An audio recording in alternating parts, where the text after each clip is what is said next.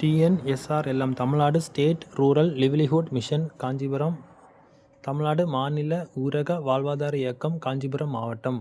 Post name வந்து resource trainee. Number of post வந்து பார்த்திங்கன்னா 7 போஸ்ட் தந்திருக்காங்க. சேலரி 10,500லேருந்து 25,000 வரைக்கும் தருவாங்க.